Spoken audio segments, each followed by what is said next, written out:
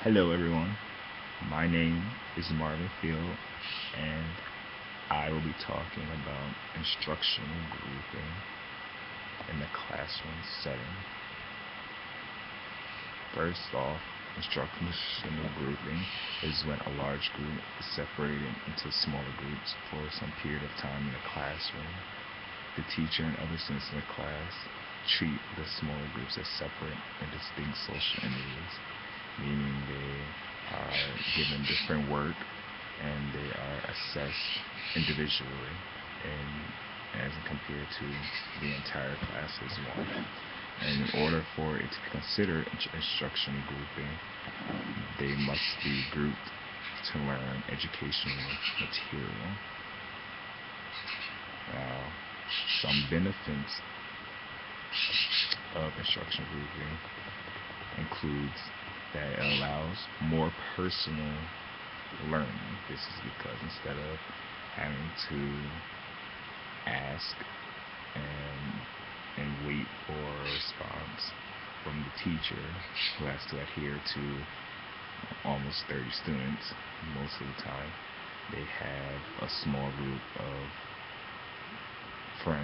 peers who they can ask any questions on the material that they are working on. And also, they don't have to wait for instruction.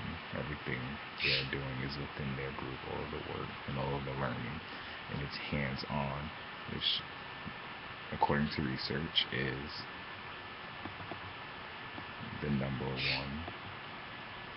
the most effective way of teaching.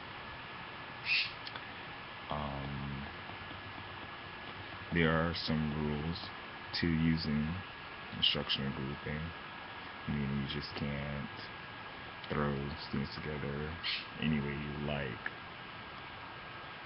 in order to have them complete the assignment. It is recommended that you group students of mixed abilities. Don't group students of all low ability and all high ability and have them complete tasks, because that will have a negative effect on the students, especially those of low abilities. Mixed ability groups allows both high ability and low ability to benefit from the use of instructional grouping. For instance, when they are completing an assignment,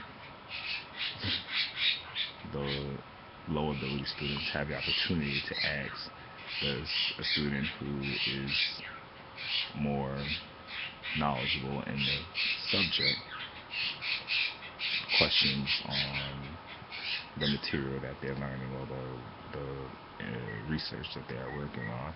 And in someone's high ability, the work that they may be completing may not be artist enough for them.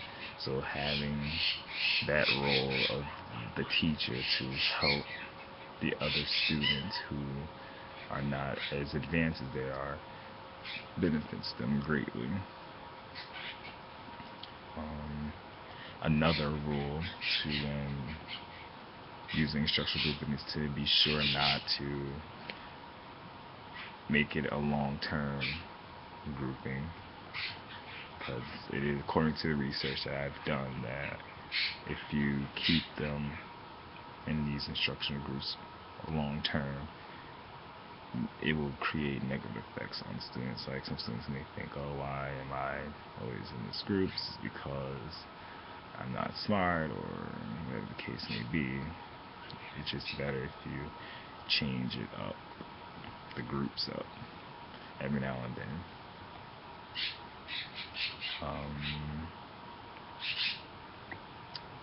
Also,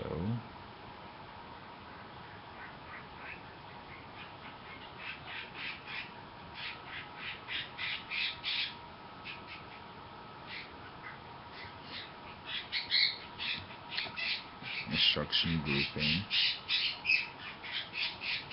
should never be used